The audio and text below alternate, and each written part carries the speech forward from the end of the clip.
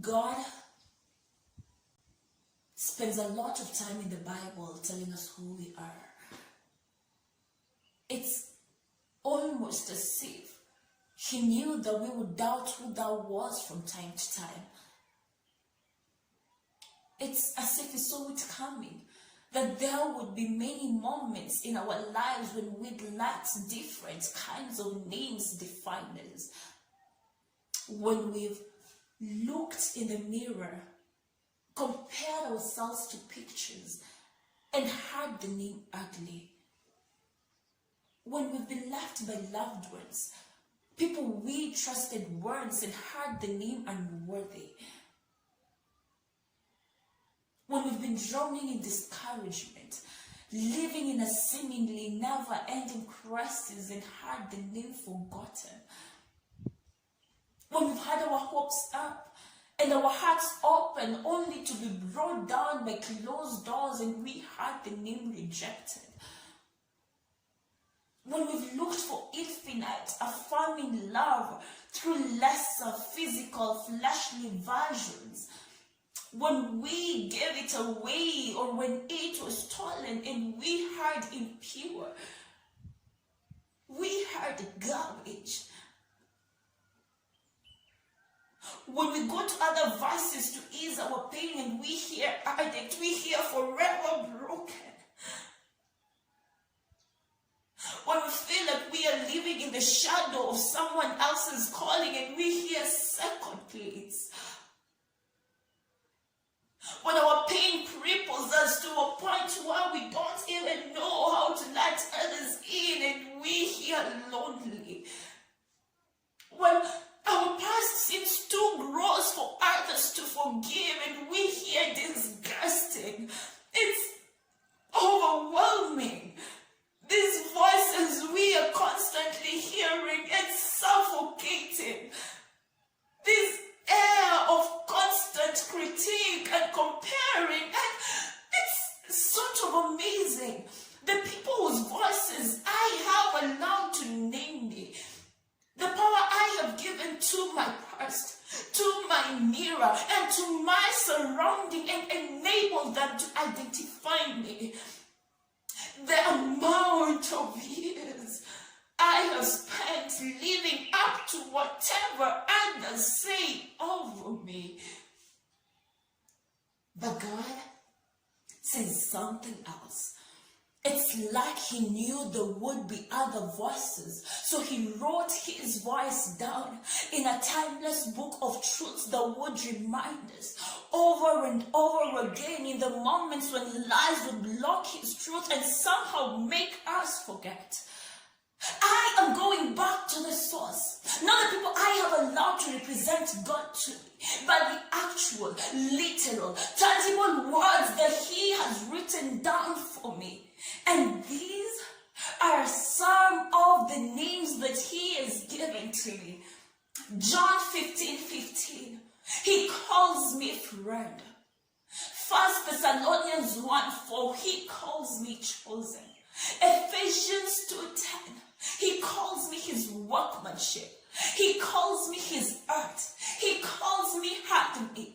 He calls me purposed and fashioned for good things. 1 Corinthians 6:19, he calls my body a temple. He calls it the residence of the Holy Spirit. Acts 1:8, he calls me his messenger to the world. Galatians 3:26, he calls me his child. Romans 5:8, he calls me greatly loved. John 8:36, he calls me free, free indeed. 2 Corinthians 5:17, he calls me brand new.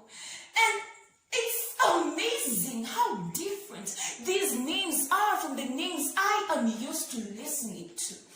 And in my journey to discover who I really am, in my battle to uncover the truths of myself, I have learned something new about my name. And now, this is what I am certain of. My name is not the name the world calls me. My name is not the name my past calls me. My name is not even the name my own mirror calls me. But my name is the name that I answer to. And I can choose today, from this moment forward, to answer to a new name. When I hear lonely, that's not me. When I hear disgusting, that's not me. When I hear unworthy, I don't even look over my shoulder. When I hear broken, they must have confused me. Please look elsewhere. When I hear ugly, abandoned, useless, forgotten, I figure someone just has to remind them. Maybe those were my old names, but they are no longer the names that I respond to.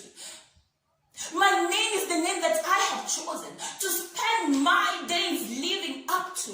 And if these other voices are not saying the same thing that the truth is, I look in the mirror and I repeat this. They have no right to be speaking to you.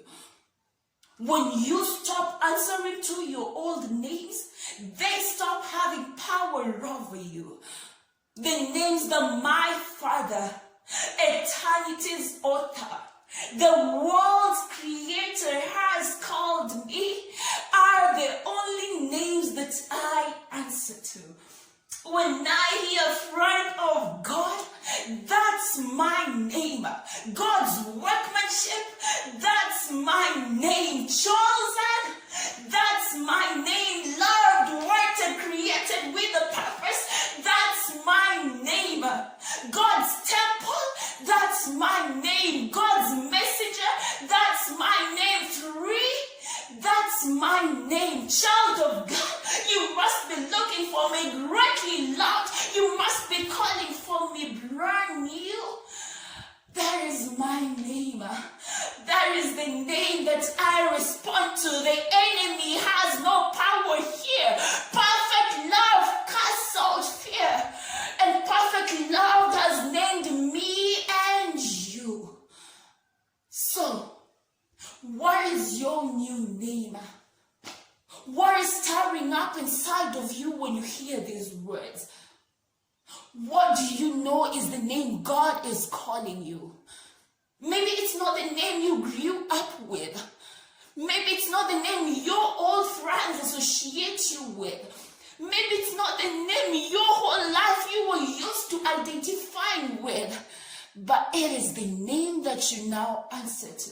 So when the enemy tries to get to you, it is the name you introduce yourself with. As for me, my name is forgiven. My name is free. My name is brand new, loved, wanted, child of God, created with a purpose. And it's been a pleasure to meet you.